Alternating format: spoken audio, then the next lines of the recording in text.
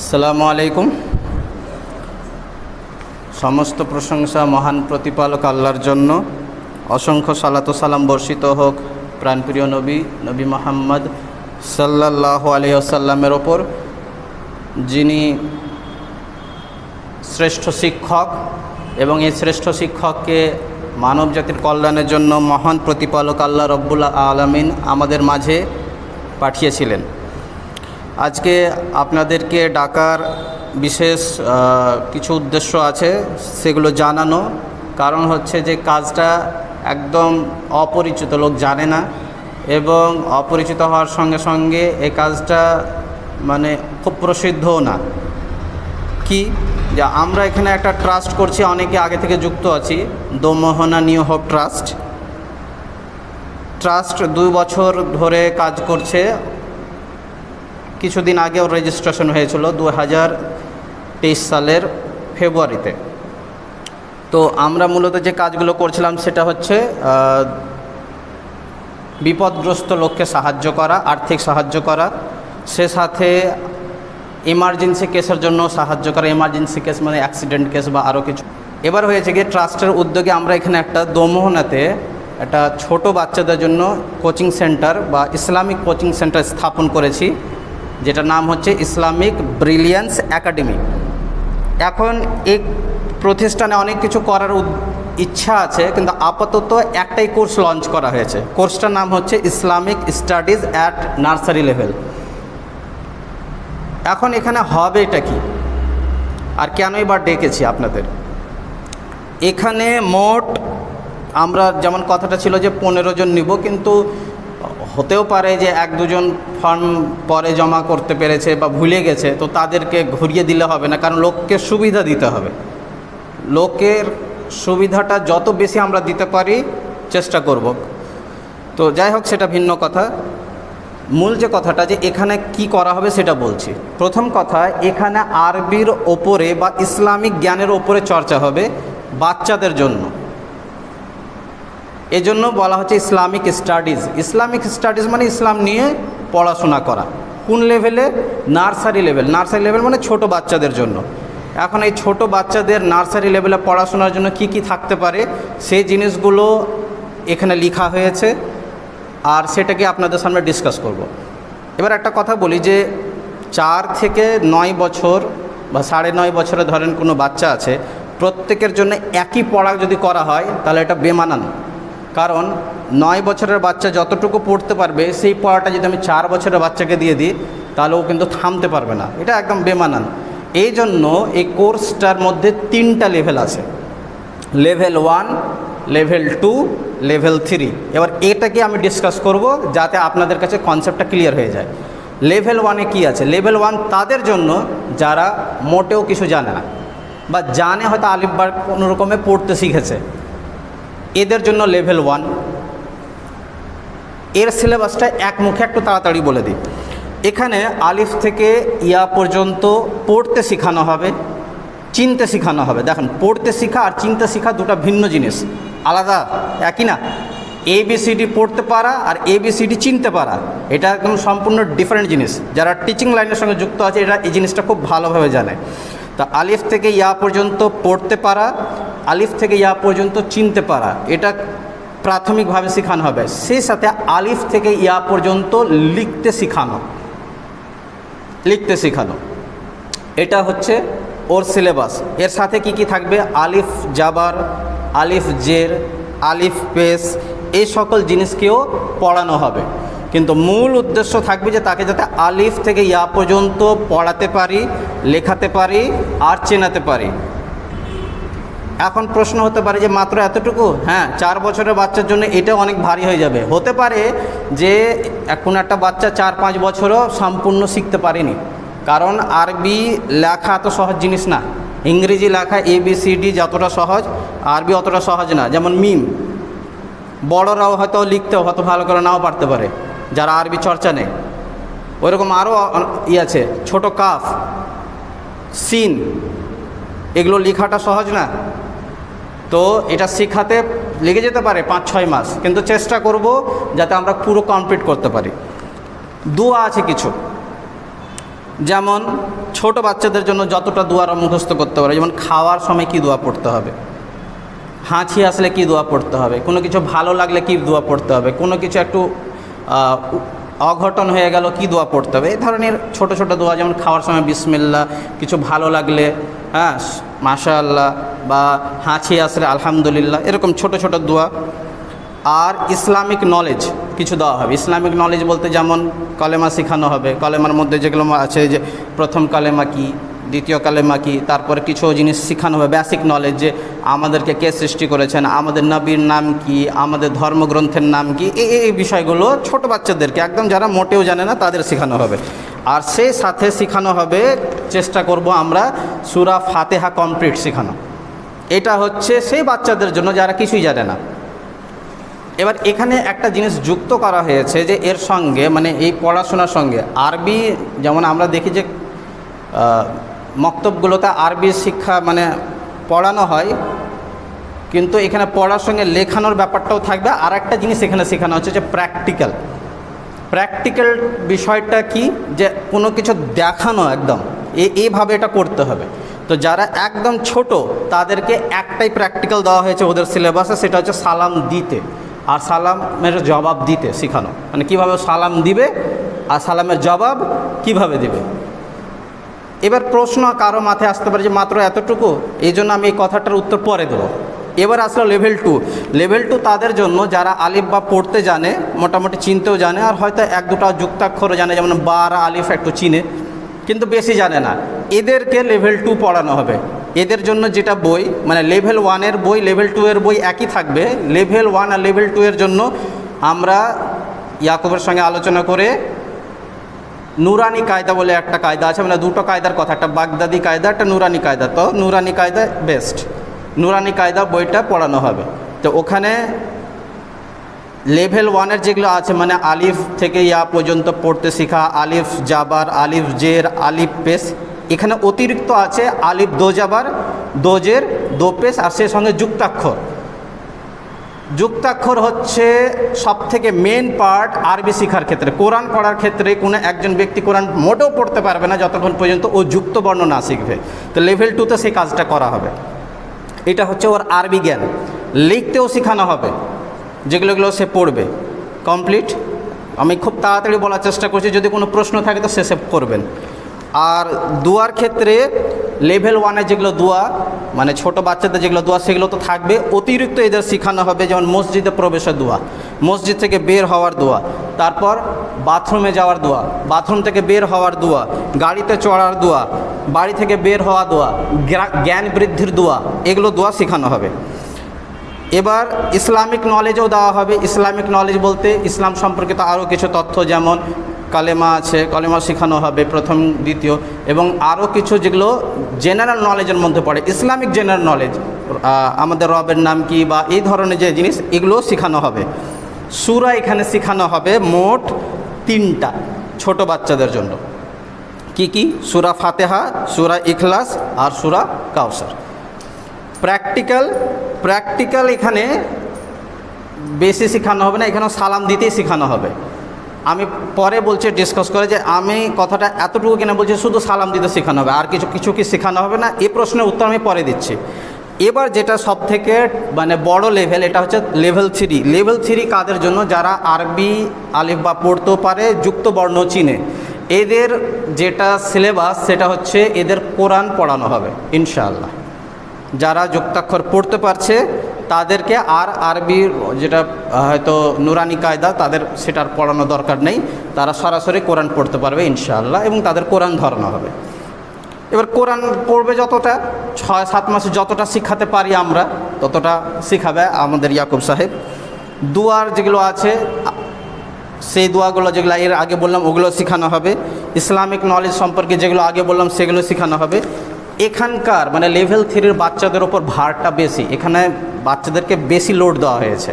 সেই লোডটা কি, এখানে সূরাও বেশি আছে, এখানে সূরা 5টা সূরা মুখস্থ করানো হবে।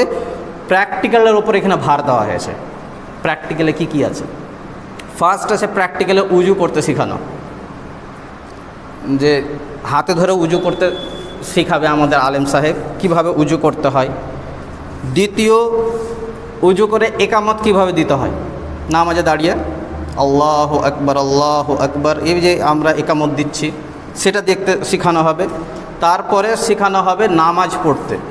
এবার নামাজের যদি প্র্যাকটিক্যালটা দেখা যায় এটা কিন্তু খুব ভারী, কারণ যখনই তাকবীরে তাহরিমা থেকে শুরু হয়ে গেল তখন অনেকগুলো আছে, পার্টই আমি বলবো।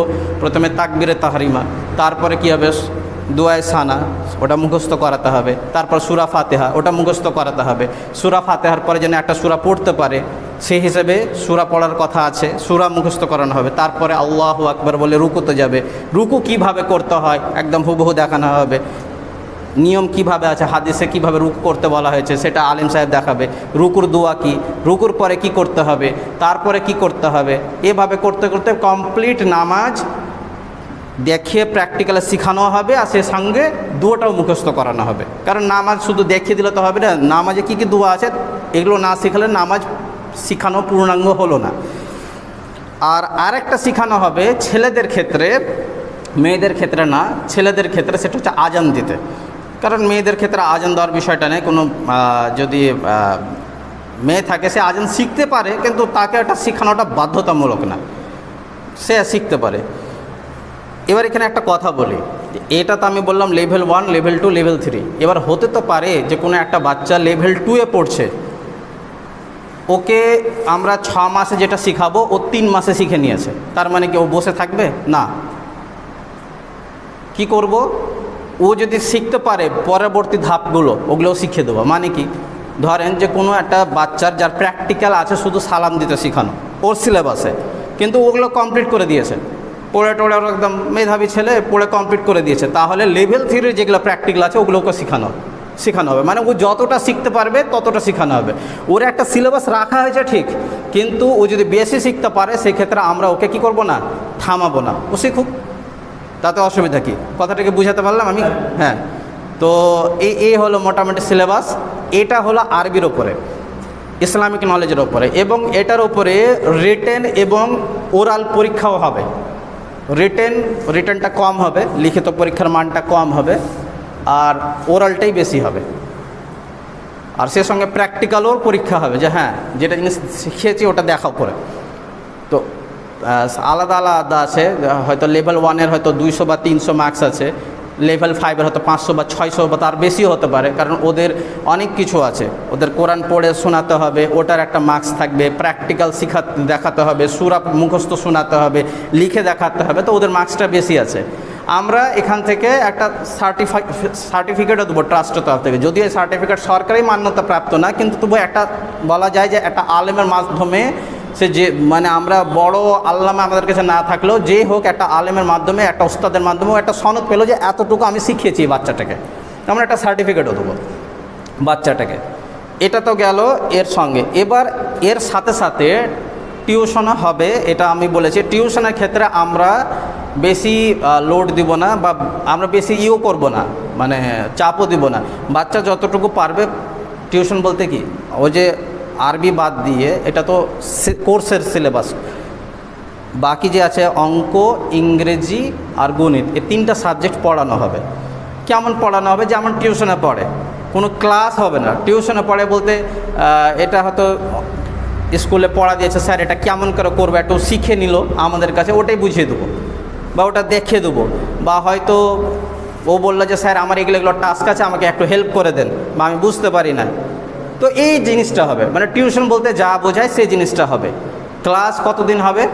ক্লাসের রুটিনটা আপনাদেরকে বলে দিচ্ছি। ক্লাস হবে মোট সপ্তাহে 5 দিন, সপ্তাহে মোট 5 দিন। শুক্রবার থেকে শুরু করে শুক্রবার, শনিবার, রবিবার, সোমবার, মঙ্গলবার। শুক্রবারে আমি জানি অনেক স্কুলে মর্নিং আছে, ওই জন্য শুক্রবারে ক্লাসটা বৈকালে হবে।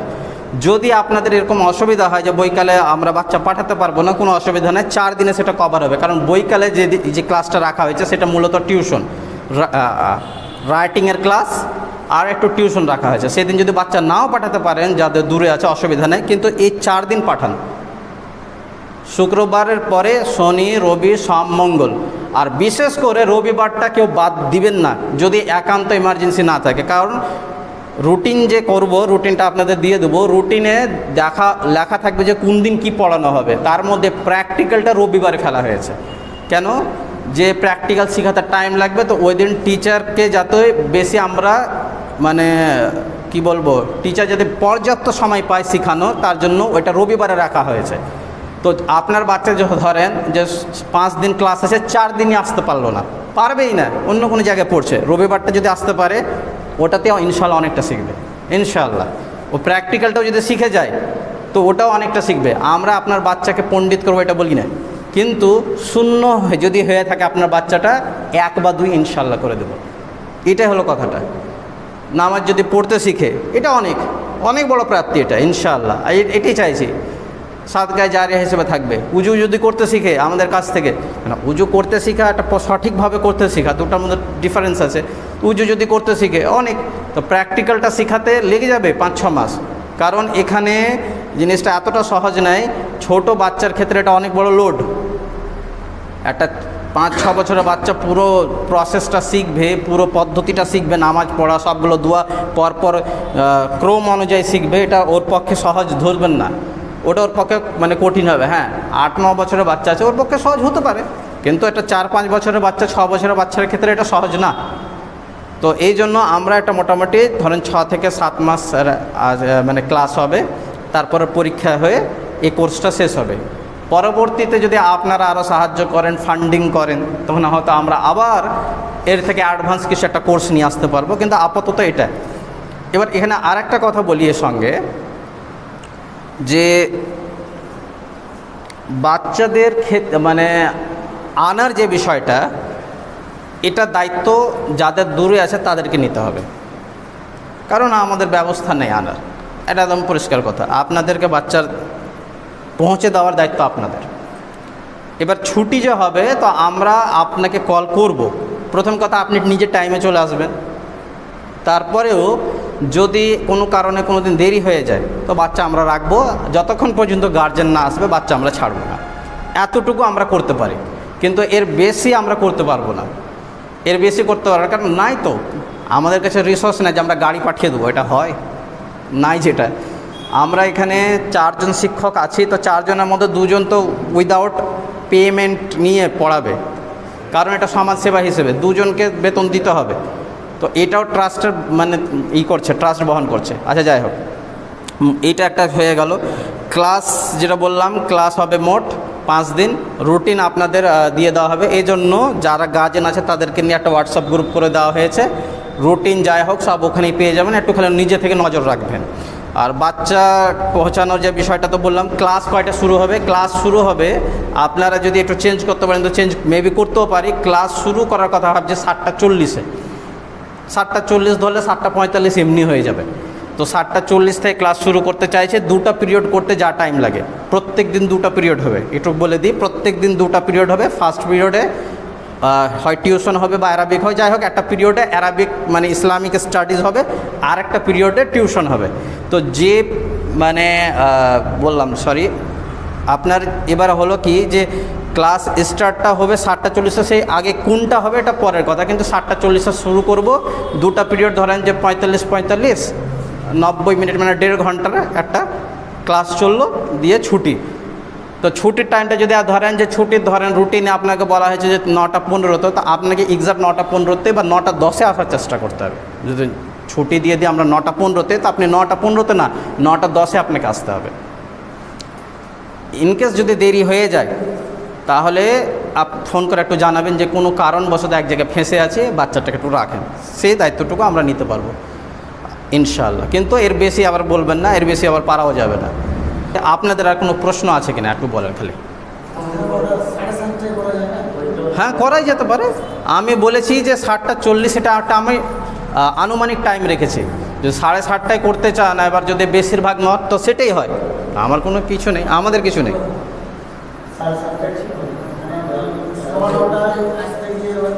কেন যে 1.5 ঘন্টা যদি ক্লাস করি কিনা, তো বাচ্চাকে 9টা সোয়া 9টার মধ্যে ছাড়তে হবে, কারণ ওর আবার স্নান খাওয়া দাওয়া আছে, ওর আবার একটু রেস্ট নিয়ে স্কুল যাবে। তো এমনও লোড দেওয়া যাবে না বাচ্চাকে। এই জন্য বলে দিচ্ছি আপনাদেরকে, টিউশনের লোড আমরা কিন্তু বেশি দেবো না বাচ্চাকে, কারণ এতে বাচ্চার ভার নাও সামলাতে পারে। আমরা হেল্প করব, কিন্তু একদম চাপ দিয়ে মানে বকা ঝকা করে মেরে না, এটা করা যাবে না, কারণ বাচ্চা অত লোড নিতে পারবে না। আপনার সকালে 2টা পিরিয়ড করবে, আবার স্কুলে গিয়ে করবে, তো অত লোড দিতে হবে না। অ্যারাবিকটার ওপরে মূলত ফোকাস থাকবে, আর ওটাতে একটা বন্ধু সুলভ আচরণ হিসেবে হেল্প করে দেওয়া হবে। আর ওই ক্ষেত্রে আপনারা যদি আবার চাপ দিতে বলেন, তো এটা হয়তো আপনার বাচ্চারই ক্ষতি করবে। আমাদের কিছু নেই, আমরা চাপ দিতেও পারি বাচ্চাকে পড়াশোনা, কিন্তু এটা মনে হয় না ভালো হবে, বেটার হবে বরং ওকে হেল্প করে দেওয়া। আর বেশি চাপ দিলেও ভয়ে আবার আসবে না। যে উদ্দেশ্যে বাচ্চাটাকে নিয়ে আসার চেষ্টা করছি সেই উদ্দেশ্যটাই পূরণ হবে না। সেই উদ্দেশ্যটা হচ্ছে যে ওকে ইসলামিক তালিমটা দেওয়া, ওটাই থেকে বঞ্চিত হয়ে গেল। টিউশন পড়িয়ে মানে কি হবে? শুধু টিউশন পড়িয়ে যদি বলেন যে শুধু টিউশন পড়িয়ে কিছু হবে না। এখন আজকে একটা দেখেন, দমন আল হাবিব একাডেমির একটা ড্রাইভার মারা গেছে, কালকে ড্রাইভিং করে। এখান থেকে শিক্ষা নেওয়ার একটা ব্যাপার আছে। ওকে ভেবেছিল ওকে মরবে কালকে, এটা জিনিসটা ভাবার আমাদের জন্য কিন্তু সবারই শিক্ষা আছে। আমরা ভাবছি কি আজকে আমরা মরবো, আমরা হয়তো এটা ভাবছি না, কিন্তু হতে তো পারে গিয়ে বাড়ি গিয়ে শেষ। তার মানে কথাটা কি বলতে চাইছি? বলতে চাইছি যে দুনিয়াকে ওপরে রেখে দিলে কিন্তু বিপদ আমাদেরই আসবে, কিন্তু এখান থেকে আমাদের শিক্ষা নেওয়ার ব্যাপার আছে। আমরা বাচ্চাদেরকে অবশ্যই শিক্ষিত করব, উচ্চশিক্ষিত করব, কিন্তু যদি বাচ্চা আপনার ইসলামিক জ্ঞান থেকে শূন্য থাকে, এই বাচ্চা কিন্তু আল্লাহর কসম জাহেল। শুনে যদি আপনাদের খারাপ লাগে, তো আপনাদের বাচ্চাকে আমি বলিনি, আমি একটা জেনারেল কথা বলেছি, এই বাচ্চা জাহেল, যদি কিছুই জানে না জানে, কিছুই না জানে। আর এখন যা যুগ আসছে, এই তো পরবর্তী যুগ তো আরও বেশি মানে ভয়ঙ্কর রূপ ধারণ করবে। তো সেই ক্ষেত্রে অগ্রিম প্রোটেকশন নিয়ে রাখেন, যে বাচ্চাদেরকে ইসলামিক তালিম দিয়ে থাকেন, যাতে যুগের মধ্যে খারাপ বিষয়গুলো থেকে নিজেকে প্রোটেক্ট করতে পারে। আর ইসলামিক জ্ঞান ছাড়া এর অন্য কোনো উপায় মোটেও নেই। একটা বাচ্চাকে কি করে আপনি অশ্লীলতা থেকে বাঁচাবেন, একটা বাচ্চাকে আপনি কি করে ধূম্রপান থেকে বাঁচাবেন, আপনি বুঝাবেন কত দিক থেকে। আপনার ভয়ে হয়তো আপনার সামনে সিগারেট খাবে না, কিন্তু লুকিয়ে গিয়ে তো সিগারেট খেতে পারে। আল্লাহর ভয় যখন থাকবে তখন লুকিয়েও গিয়েও খাবে না। কথাটা এই জায়গায় আছে। এগুলো বুঝানোর ব্যাপার অত নেই, আপনারা অনেকটাই বুঝেন। আর ক্লাস যদি 7:30 শুরু করতে বলেন, তো ক্লাস 7:30 শুরু হবে। ক্লাস তো ওখানে শুরু হবে যেখানে বলেছিলাম, কালকে থেকে স্টার্ট হয়ে যাবে বাচ্চাদের।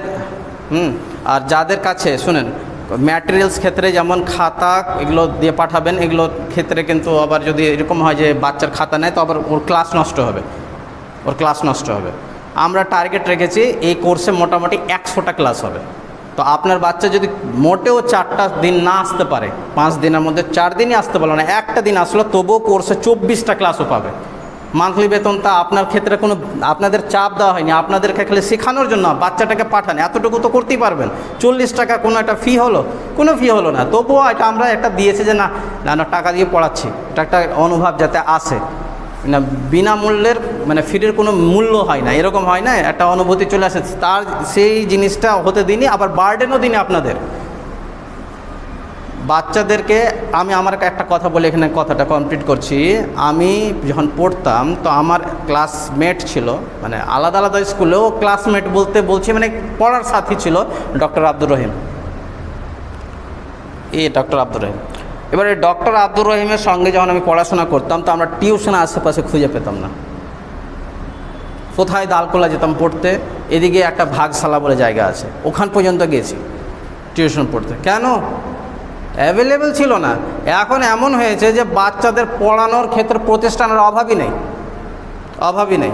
তাহলে আপনাকে এতটুকু মেহনত অন্তত করতে হবে যে আগে গার্জেন প্রতিষ্ঠান খুঁজে পেত না, এখন প্রতিষ্ঠান আছে, আপনাকে পৌঁছে দিতে হবে।